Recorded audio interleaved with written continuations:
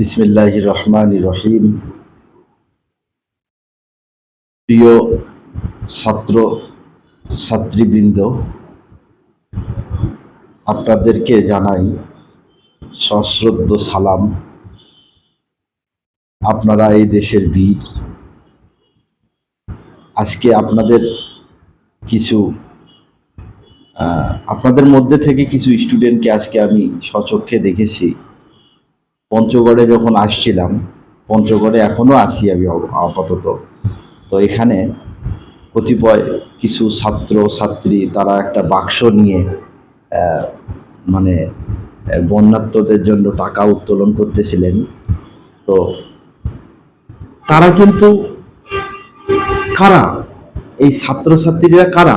কাদের সন্তান? আপনার, আমাদেরই সন্তান। তারা এই দেশটাকে গড়ার জন্য, সুন্দর করার জন্য ঝাঁপিয়ে পড়ছে।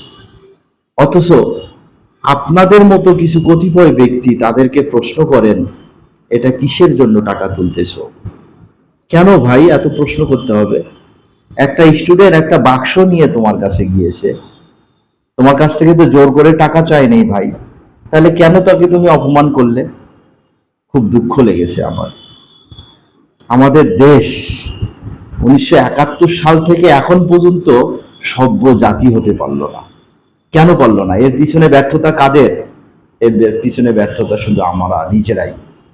আমরা কখনো চিন্তা করি না একটা জাতি কখন উচ্চ শিখরে যায়। যখন একটা জাতি একে অপরের প্রতি সহমর্মিতা প্রকাশ করে, তখনই সেই জাতিটা অনেক উচ্চ হাই লেভেলে চলে যায়। যেমন জাপান আমাদের চেয়ে কত উন্নত হয়ে গেছে।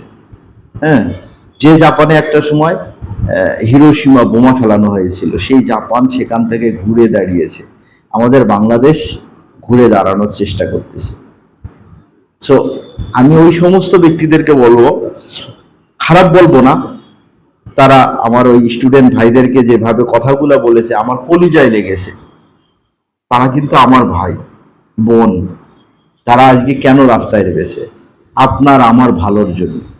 আপনি যেটা করতে পারেননি, সেটা কিন্তু ওই আমার ভাই, ছোট ভাইয়েরা সেটা করে দেখাচ্ছে। সেখানে আপনার অবশ্যই সাপোর্ট দেওয়া উচিত। আপনি কি একটাবার ভেবে দেখেছেন ফেনী, কুমিল্লা এই এলাকাগুলোতে কি পরিমাণ বন্যায় প্লাবিত হয়েছে, মানুষ কি পরিমাণ ক্ষতিগ্রস্ত হয়েছে?